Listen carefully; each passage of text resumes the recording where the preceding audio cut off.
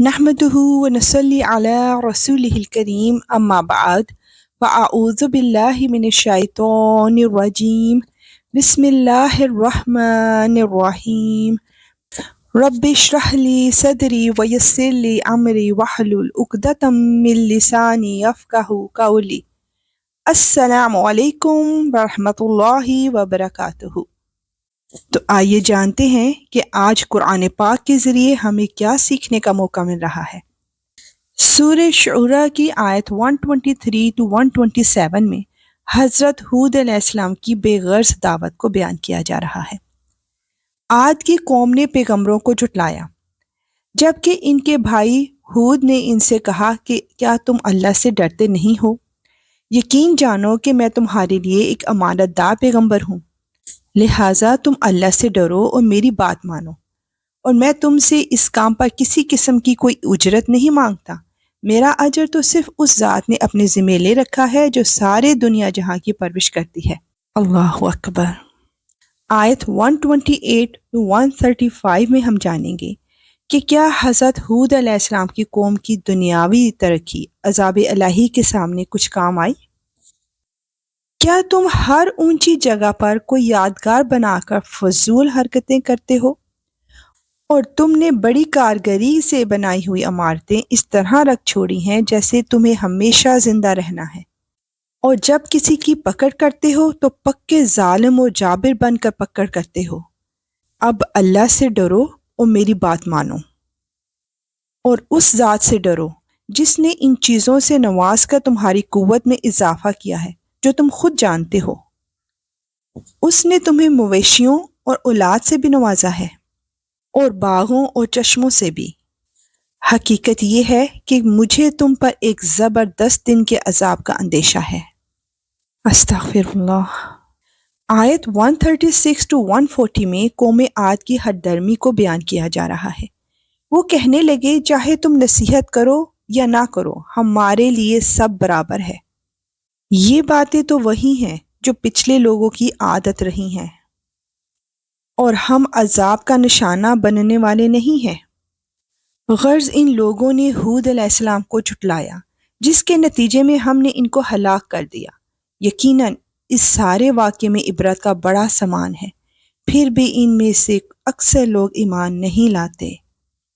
اور یقین رکھو کہ تمہارا پروردگار صاحب اقتدار بھی ہے، بڑا مہربان بھی، بے شک یا رب العالمین ایسا ہی ہے۔ اور اب نیکسٹ آیات میں حضرت صالح علیہ السلام کی پرخلوص دعوت کو بیان کیا جا رہا ہے۔ قوم سمود نے پیغمبروں کو جھٹلایا، جبکہ ان کے بھائی صالح علیہ السلام نے ان سے کہا کہ کیا تم اللہ سے ڈرتے نہیں ہو؟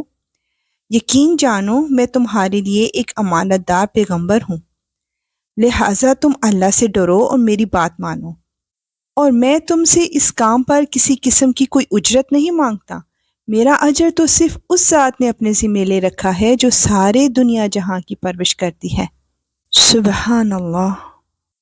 آیت 146 to 152 میں بتایا جا رہا ہے کہ نعمتوں کا حساب لیا جائے گا۔